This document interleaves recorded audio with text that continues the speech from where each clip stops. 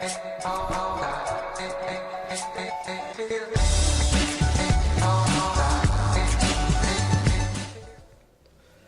up guys, I'm iMikeman here, and today we are bringing you a firing range team deathmatch gameplay, and this is a little game I got with Retterkl a bit earlier, and he's joining me now for this commentary. Hello MikeMan. Hello there.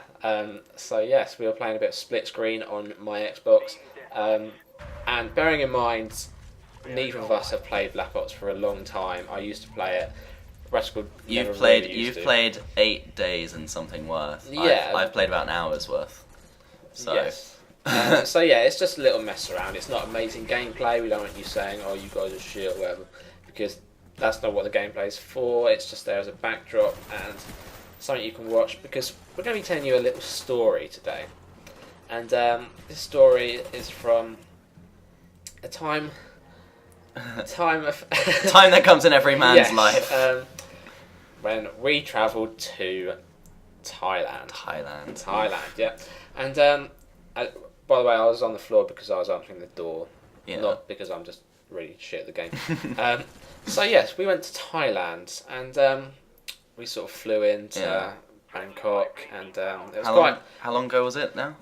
Just a couple of months. A couple of months ago. I can't exactly remember when.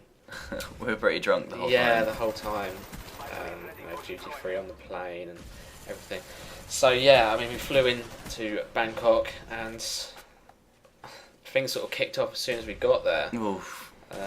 Getting off the plane. Yeah, I'll let you take over from there. Well, I mean, the security at the airport, because we were actually on the plane with a few other, English people coming in. They got a bit rowdy, and one of them got stopped at a baggage control. Do you remember that guy? Yeah. He was not happy because his mum had decided to wash his clothes before he came out on his gap year sort of thing. And instead of fully washing them, she instead poured Daz into his laundry. So there was all this white powder covering his clothes. Yeah. And they're quite strict about this whole thing over in Thailand. So he had to be taken away. And because we were sort of near him in the queue, we were English, they kind of came over to us and started looking through our bags. Yeah, they sort of thought we were associated with him and we were sort of the same group, which we told them we weren't because he was an old, bald man and we are young, lively students. So that was just something that happened that sort of shook us a little bit because we were like, wow, that's pretty intense. Could have been drugs, actually. It could have. Yeah. He said it was Daz. He said it was Daz, but can't always believe that. Yeah. So we left the airport, got a taxi over to our hotel, which we were staying in. We thought it was going to be a good hotel because MikeMan had booked this, and I'm usually quite reliant on MikeMan. I think he's quite solid at these sorts of things, but he had decided that our hotel didn't need beds or anything. He thought that sleeping on mats would be fine, apparently.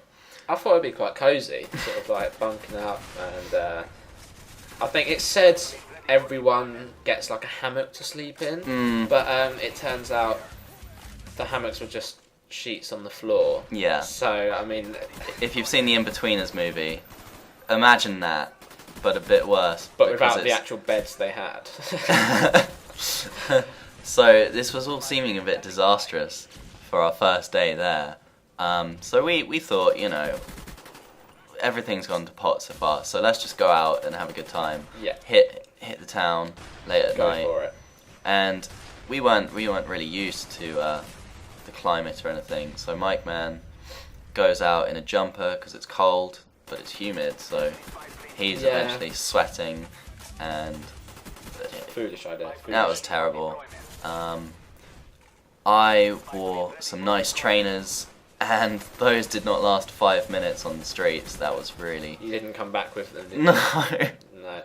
Oh, I don't even know what that was, what I stepped in. Oh, but I had to pretty much had to burn them. Yeah, I'm not surprised.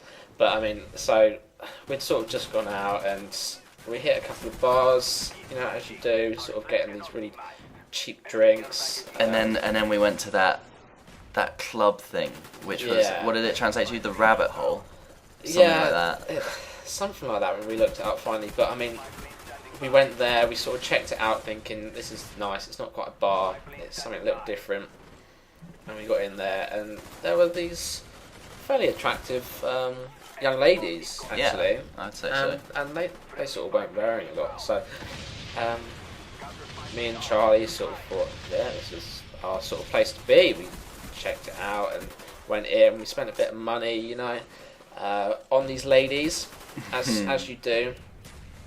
But we were just enjoying ourselves. We'd had a lot to drink, and then one of them sort of leaned over into Charlie's ear and whispered, "Would you like to go to the back with me?" And Charlie sort of thought, "Wow, is this my lucky day?" So yeah. Well, I'll let you. I barely even want to. Well, we kind of went to the back. There was a chair, and she said to sit down. So I sat down, and pretty much she kind of started moving around, and I felt something rub up against my shoulder, as it were, and suddenly remembered where we were. So, took the blindfold off.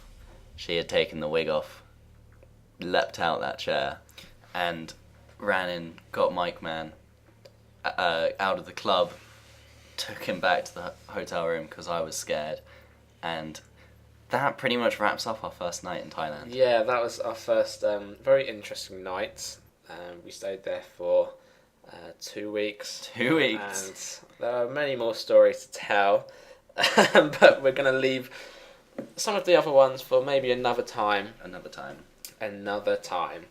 Okay, so thanks for watching, guys. You saw a awesome game of Black Ops. Hope you enjoyed it.